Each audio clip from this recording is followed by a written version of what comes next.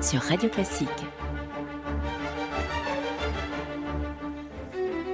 Dans les années 1920, le ciel africain est encore à peu près vierge d'aéroplanes.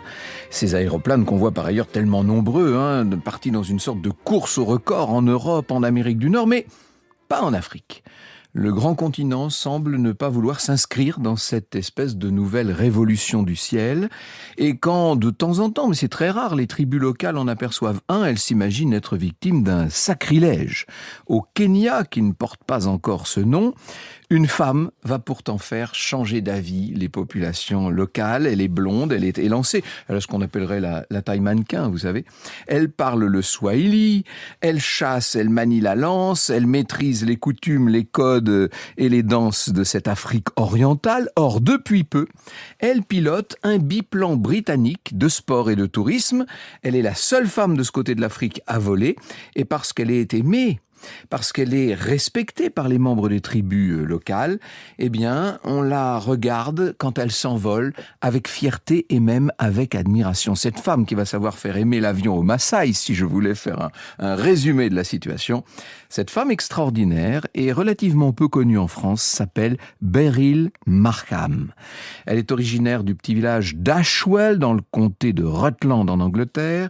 Elle puise ses racines depuis l'âge de 4 ans près de la vallée du Grand Rift, entre l'escarpement Mo et la vallée de Rongai, un endroit qui rappelle la savane illustrée dans les cahiers d'animaux de notre enfance.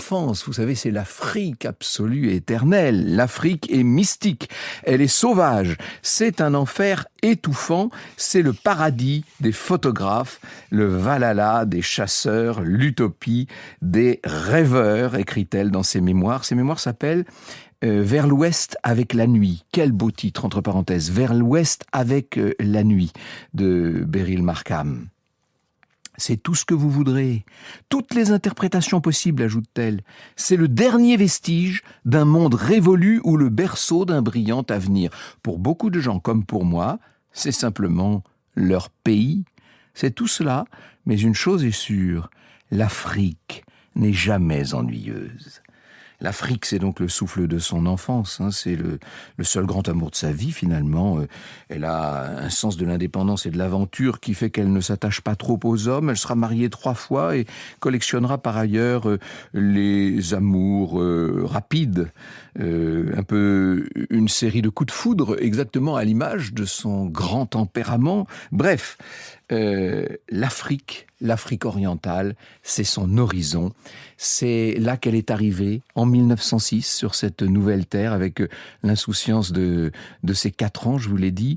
Elle a accompagné à l'époque ses parents et son frère aîné. Son père était venu là pour créer une ferme avec un élevage de chevaux de course à Njoro. Il a bâti cette ferme de toutes pièces, il est parti de rien, et pourtant, il n'était pas agriculteur.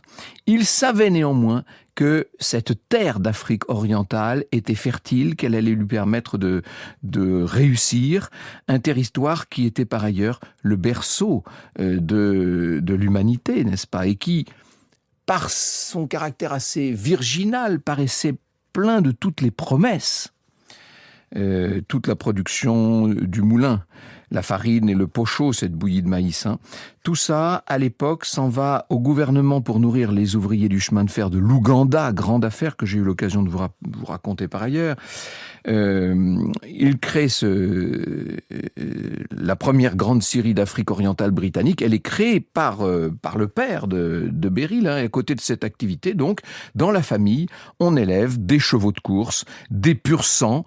Quand je vous dis des pur-sang, au bout de quelques années, ça finit par constituer un gigantesque troupeau d'une bonne centaine de têtes. Cette ferme est immense. Elle a vue sur le mont Kenya. Pas très loin se trouve Equator Ranch, la propriété d'un certain Lord Delamere, qui est connu pour être un des colons les plus influents du Kenya, notamment parce qu'il a semé les bases d'une nouvelle agriculture beaucoup plus prospère pour le pays. Il est en train de mener cette révolution agricole en respectant le point de vue des Maasai, en conservant les traditions locales, en s'appuyant sur leur science de l'élevage bovin. Eh bien, imaginez la petite fille, puis la jeune fille, qui passe beaucoup de temps dans ce ranch de Lord Delamere, qui passe beaucoup de temps auprès de son épouse qui devient en quelque sorte une seconde mère pour elle. Il faut dire que la mère de Beryl n'a pas supporté la vie africaine et qu'aussitôt arrivée, elle a décidé qu'elle ne pourrait pas rester là. Elle est repartie pour l'Angleterre, elle a emmené avec elle le frère aîné de Beryl. Ça, c'est une coupure nette qui a rapproché Beryl de son père et qui surtout l'a ancré dans la terre d'Afrique.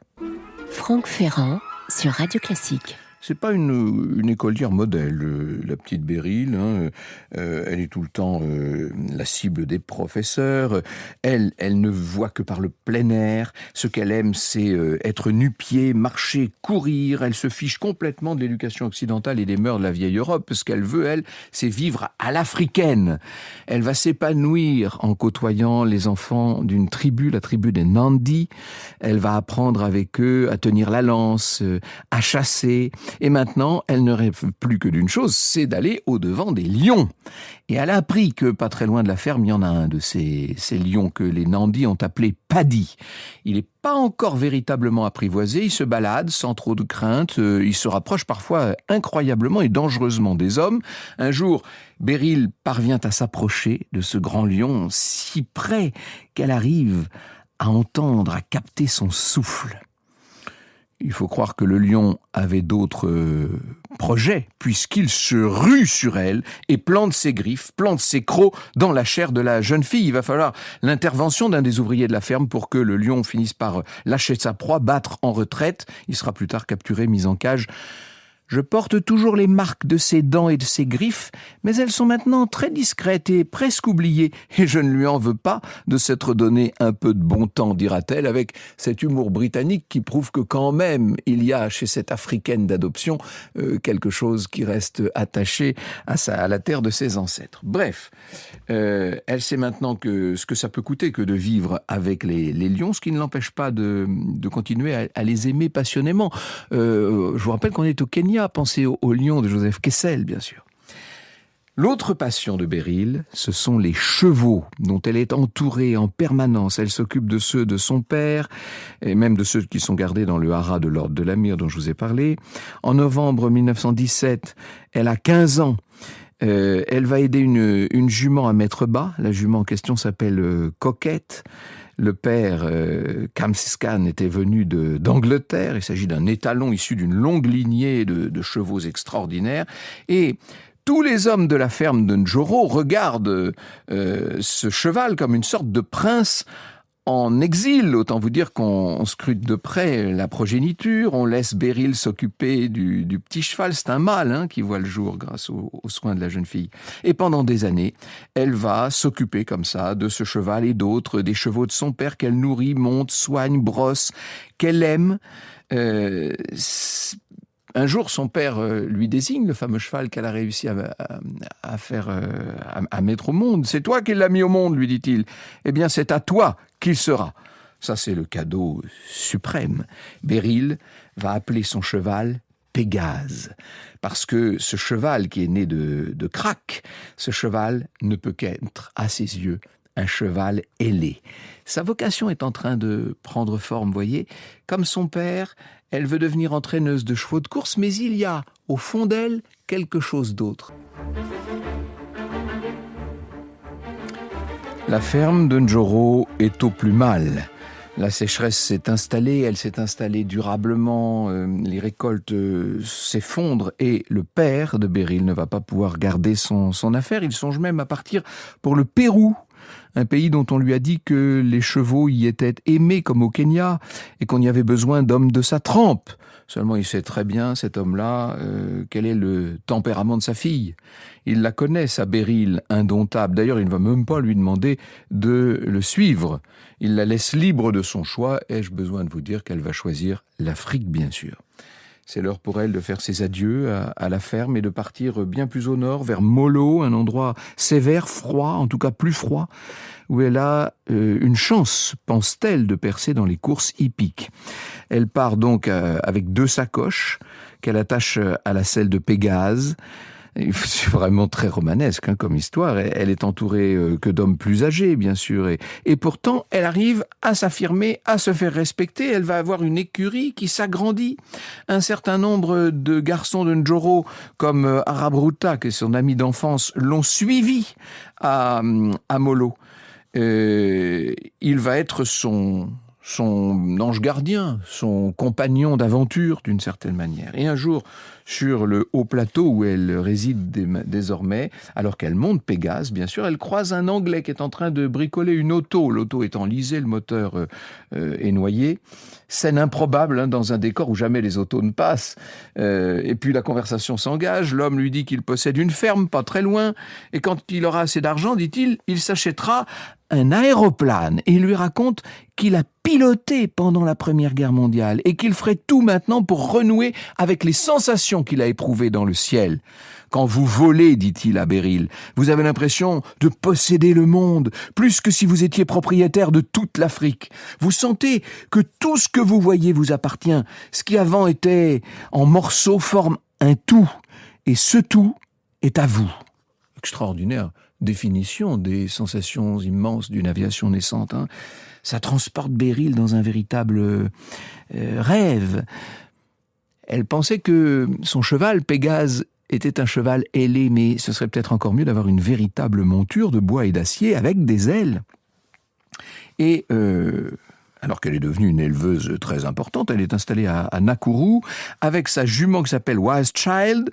Elle va remporter le prix Saint-Léger qui défie... c'est une victoire qui défie tous les pronostics, bien sûr. Il y avait un favori contre elle qui s'appelait Rack. Eh bien, elle a réussi à gagner. Elle est maintenant devenue... elle a réussi dans son domaine, si je puis dire. Et puis un jour, pas très loin de Nairobi, elle voit arriver justement dans le ciel un de ces aéroplanes dont lui avait parlé ce chauffeur de voiture en panne. Elle le contemple, cet avion qui veut atterrir dans le grand champ qui borde la ville. Il y a des légions d'animaux sauvages dans le coin, ce qui évidemment ne rend pas la chose facile. L'avion fait un rase-motte pour disperser les animaux, pour se frayer un passage, pour essayer de dégager ce qui pourrait être une piste. Le moteur rugissant éloigne les animaux mais attire les humains, si je puis dire. Et Beryl se rappelle évidemment ce que lui avait dit cet automobiliste. Et 1 heure après, elle va se retrouver attablée avec le pilote de l'avion. Et elle lui pose plein de questions. Elle est déjà mordue d'aviation. Il s'appelle Tom Black, et à la fin de la conversation, il lui dit « Bien sûr, vous allez piloter, je l'ai toujours su, c'était écrit dans les étoiles. » Et là, Beryl va tout laisser tomber, les brides de cuir, les étriers, tout ça pour le palonnier et le manche à balai. Tom va être son professeur. Son apprentissage est rapide, comme avec la chasse, comme avec les lions, comme avec les chevaux. Elle apprivoise cette discipline avec une espèce d'aisance qui paraît native. Elle est assez incroyable. Et 18 mois après avoir commencé à piloter avec ce pilote, avec Tom, elle obtient son brevet. À 19 ans, elle est la première femme en Afrique à détenir une licence de pilote commercial. Et dans le sillage de celui qui lui a ouvert le ciel, si je puis dire, eh bien, elle va créer des routes. Elle va identifier des bases qu'on pourrait utiliser, ce qui fait d'elle une véritable défricheuse du ciel africain. Elle parcourt non seulement le Kenya, bien sûr, mais aussi le Soudan anglo-égyptien, le Tanganyika, qui deviendra la Tanzanie, la Rhodésie du Nord, qui deviendra la Zambie. Elle transporte le courrier. À cette époque, il y a très peu d'aviateurs qui peuvent faire ça dans ce coin de l'Afrique, vous l'imaginez. Elle devient une pionnière de l'aviation de brousse. C'est un peu l'équivalent de ce qui se passe avec l'aéropostale dans d'autres régions du monde. Dites-vous qu'à l'époque, on pilote très souvent aux instruments. Il y a pas de radio, aucun moyen de contrôler l'arrivée et le départ des avions aux escales. Vous voyez un peu la témérité qu'il faut pour se lancer dans une affaire pareille. Quelques années plus tôt, Beryl avait fait la rencontre de Dennis Finch Hatton, un aristocrate britannique à la réputation de grand chasseur et de guide de safari, qui a été l'amant de Karen Blixen, vous savez, cette baronne danoise qui avait écrit Out of Africa, la ferme africaine. C'est le personnage qui est joué dans le film par Robert Redford, tout simplement. Quant à Beryl, elle aussi sera incarnée à l'écran par le personnage de Felicity dans le film. Eh bien, il se trouve que ce Dennis Finch Hatton pilote également Mais pour une raison bien précise, lui, son but, c'est de repérer les éléphants. Il estime que les chasseurs seraient prêts à payer un bon prix pour ce repérage d'éléphants. Il faut vous dire qu'à l'époque, on chasse intensément les éléphants. Tout ça nous paraît fou aujourd'hui, mais il s'agit notamment de trouver les grandes défenses avec lesquelles on fait tous les objets en ivoire. Un petit peu plus tard, Dennis, qui voulait voler avec Beryl au-dessus des troupeaux d'éléphants, va se cracher, va se tuer. Tom Black avait persuadé Beryl de l'accompagner ce jour-là, et de cette manière, avec cette espèce d'intuition, il a réussi à changer le destin. Quoi qu'il en soit, Beryl va poursuivre seul l'activité de Dennis, notamment pour le compte du baron von Blixen, l'époux de Karen Blixen, qui dirige une plantation de café avec une entreprise de safari. Et alors, il a des très grands clients, dont le futur roi Édouard VIII. Quand je dis roi, il n'a pas été longtemps roi, Édouard VIII, puisque vous savez qu'il a très vite abdiqué, mais enfin, il fait partie des clients de ce baron. Beryl effectue des vols parfois rocambolesques. Elle va risquer à plusieurs reprises sa vie. C'est une voyageuse insatiable qui rêve de plus grand encore. Elle songe à Tom Black, qui vient de frapper les esprits à l'époque en remportant en 1934 une grande course aérienne organisée d'Angleterre en Australie. Elle veut le rejoindre, elle veut elle aussi être maintenant sur les grands terrains d'aviation.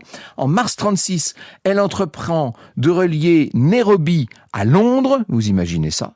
Un vol de plus de 10 000 km, route extrêmement dangereuse par les airs, notamment parce qu'il s'agit de survoler l'immense marais soudanais du Sud, où tant d'explorateurs avaient disparu.